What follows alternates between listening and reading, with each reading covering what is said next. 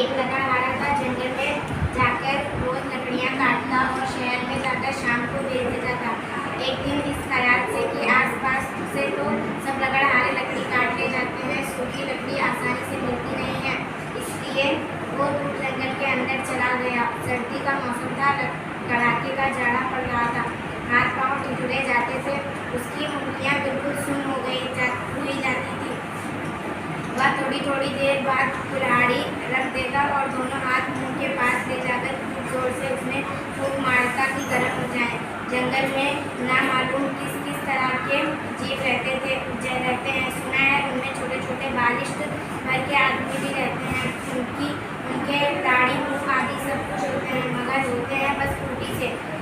हम तुम जैसा कोई आदमी उनकी बस्ती में चला जाए तो उसे बड़ी हैरत से देखते हैं कि ये क्या करता क्या है।